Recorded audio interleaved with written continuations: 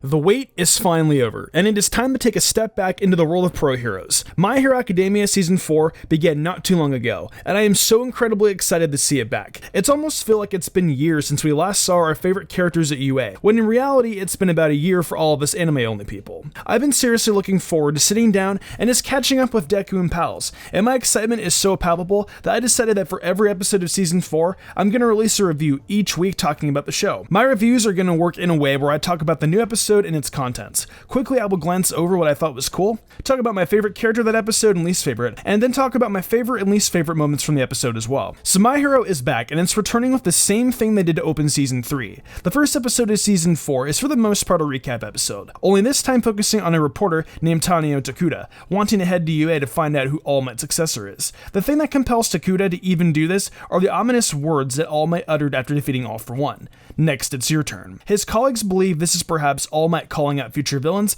but Tokuda deduces very quickly that this is All Might addressing the future symbol of peace, and signifying him giving up his role as a pro hero. Tokuda ends up getting express permission to spend a school day at UA under the guise of writing an article about Class 1A living in the new dorms, all the while actually trying to pick out who could actually be the successor All Might was referring to in his previous comment. Tokuda quickly rolls out 3/4 of Class 1A and settles on a group of 6 individuals who excelled at the previous sports festival. He rolls out Bakugo very quickly, deciding that there is no way All Might could have chosen him as his main successor, despite his power. Next is Todoroki, who is also written off due to being Endeavor's son. In one flail swoop, he decides there is no way it is Tokiyami, Kirishima, or Ida, leaving him only one option: Deku. Deku was who the investigative journalist had assumed all along was All Might's successor, and he even went as far as to talk to Deku about it. This of course causes Deku to worry that either the secret of One For All could be revealed, or that he is perhaps in the clutches of someone who dares ruin his or All Might's reputation, but this is quickly proven not to be the case. Tokuda reveals that he has quite revealed that someone like Deku is the one All Might has chosen to be the next symbol of peace. We end up getting to learn a little bit more about Tokuda in his past, which includes having his father saved by All Might in an explosion that occurred 18 years prior. This event is what leads to Tokuda going down the path of journalism, as a picture he took of All Might holding rescued folks is featured in a newspaper. As a matter of fact, Tokuda even has a quirk that all related to taking the photos. It's called Whole Body Lens.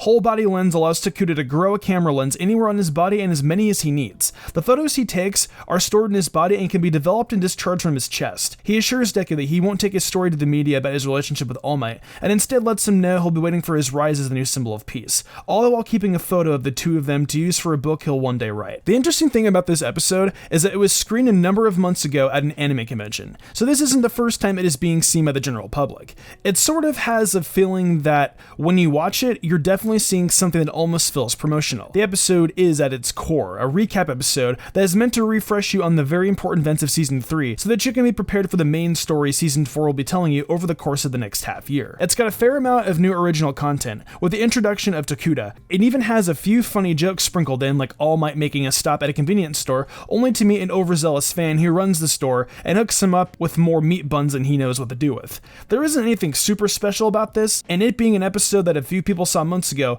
definitely brings it down a little bit. But regardless, it is so awesome to see My Hero Academia back on the air. Now, to get to my favorite moment of the episode, which for sure has to be the interaction between Deku and Tokuda.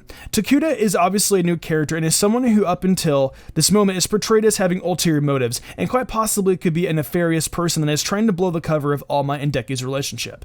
Through his interaction with Deku, we find out that Tokuda is, like most people, a fan of All Might, and the peace he has brought to the world. Even working in the media as a reporter, it becomes very clear that Tokuda has the same fears as any other person and worries about living in a world without All Might.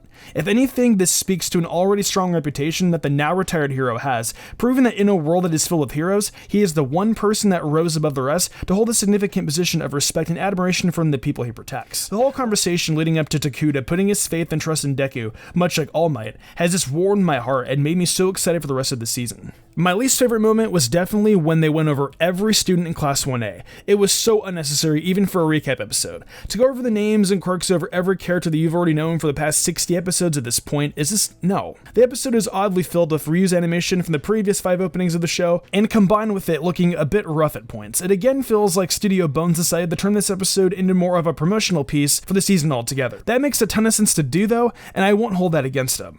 It's very possible that they put this episode together a bit quicker than usual, as the studio has been keeping themselves quite busy this year with the anime like Bungo Stray Dogs 3, Mob Psycho 100 Season 2, and their 20th anniversary project, Carol and Tuesday. These aren't huge problems, but I hope to see the following episode be a step up in quality on all fronts, and not spend as much time reminding you of things you should definitely know at this point if you've been watching the show since season 1. Speaking of my least favorite something, my least favorite character in this episode was that weird fat guy from the beginning of that episode that worked at the magazine company. He looks weird, he sounds weird, and he just seems a little creepy. Honestly, there wasn't a lot to dislike about the character in this episode, so I'm sort of picking on him, but it's whatever. However, I definitely had a favorite character, and it's a guy I've spoken so much about already. Our newest character, Tokuda.